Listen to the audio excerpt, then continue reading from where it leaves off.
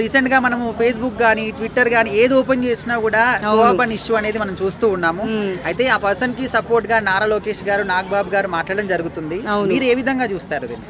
నేనైతే మనము ఫస్ట్ మానవత్వం అనేది మనం చూపించాలి. ఎందుకంటే అది చాలా దారుణం అయ్యా. ఎంత దారుణం అంటే ఇప్పుడు చిన్న చిన్న వ్యాపారాలు చేసుకుంటున్నారు, దాంట్లో కల్తీలు ఉన్నాయి అని చెప్తున్నారే.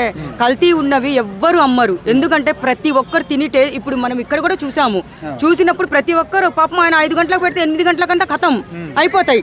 ఎందుకు తింటారు? క్రీమ్ బాగుంటుంది, దాంట్లో మళ్ళీ చాక్లెట్ క్రీమ్ బాగుంటుందని చెప్పేసి పిల్లల దగ్గర నుంచి ప్యాకింగ్ చేసుకొని తీసుకొని వెళ్తున్నారు. దాంట్లో ఎవడో పోయేసి వాడు ఏంటంటే ఫస్ట్ ఫేమస్ అవ్వాలంటే కొంతమంది ప్రాణాలు తీసుకోవాలి. ఆ ప్రాణాలు తీసుకోవాలంటే ఇలాంటి చిరు వ్యాపారాల జోలికి వెళ్తే అప్పుడు ఒక ఆట ఆడుకుంటారు. మరి పెద్ద పెద్ద మాల్కు మీరు వెళ్ళే ఉంటారు.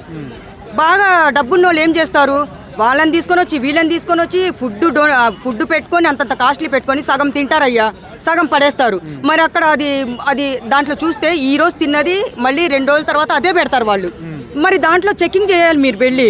కానీ చిన్న చిన్న వ్యాపారాల వాళ్ళ దగ్గరకు పోయేసి ఇది ఫేకు, దీంట్లో అదేంటి కోవా కల్తీ అందరూ అంటే వాడు ఏం చేశాడంటే దీనికి ఏదో రెచ్చగొట్టాలనే విధంగా అతను యూట్యూబర్, అతనికి ఐడెంటిటీ కార్డు కూడా లేదనుకుంటా.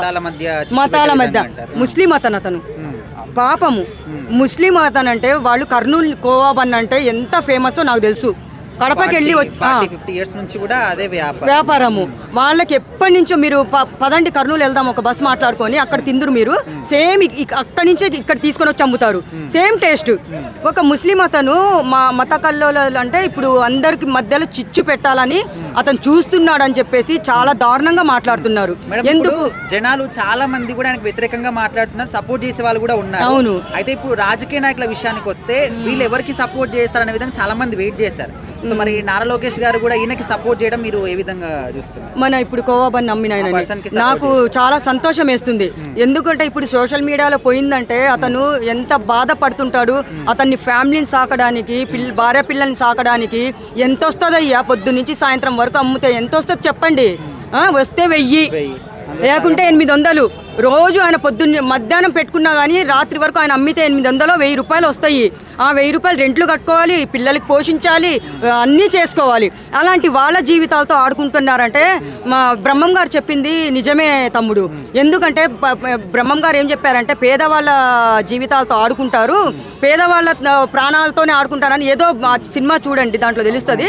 అదే విధంగా ప్రతి ఒక్కటి 2020 నుంచి మనకు స్టార్ట్ అయింది. కరోనా వస్తుంది, కోరంగి రోగం వస్తుంది, 1 కోటి మంది పోతారన్నారు. వచ్చిందా? 1 కోటి మంది పైన పోయినారా? అది ప్రతి ఒక్కటి బ్రహ్మగారు చెప్పినట్టు నడుస్తుంది. కానీ గొడవలు పెట్టడానికి ఆయన చూస్తున్నానని కొంతమంది అంటున్నారు. తప్పు. పుట్టగతులు ఉండవు, సర్వనాశనం అవుతారు. మేడం, ఒకవేళ నిజంగానే అందులో కల్తీ కానీ ఏవైనా కెమికల్స్ కానీ కలిపి ఉంటే వీళ్ళు బయటికి తీసుకొచ్చే విధానం ఇది కరెక్ట్ అంటారా? చూడండి, కల్తీ కల్తీ కల్తీ మనుషుల్లోనే కల్తీ ఉందయ్యా. తినే దాంట్లో కల్తీ ఉండదా? మరి పాల ప్యాకెట్లలో కూడా ప్యాకెట్లలో కూడా కల్తీ ఉంటుంది. స్వచ్ఛమైన పాలు ఎక్కడుంటాయి? మనం బర్రె పిండితేనే స్వచ్ఛమైన పాలు, అది కల్తీ ఉండదు. మరి అంతా చేస్తున్నారు. ఇప్పుడు కల్తీ అనేది ఎవరైనా అమ్మరు. ఫస్ట్ పాయింట్ అక్కడ అమ్మారంటే ఇక్కడే ఉన్నాయి కదా, ఆయన బొరుగులు చేస్తాడు, దాంట్లో ఏమేస్తాడు? నిమ్మరసం పిండుతాడు, కారం డబ్బాలతో వేస్తుంటాడు. అరే అదేం నీళ్లు, అదేం వాటరు, వాడేవో కలిపేస్తున్నాడని మీరు వీడియో తీసి వైరల్ చేస్తే ఆయన చాలా సెన్సిటివ్, రేపొద్దున కల్లా సేవమైతే వెళ్తాడు. అలాంటి వాళ్ళ జీవితాలతో దయచేసి ఆడుకోకండి. కానీ లోకేష్ అన్న తీసుకున్న నిర్ణయం చాలా మంచి నిర్ణయము.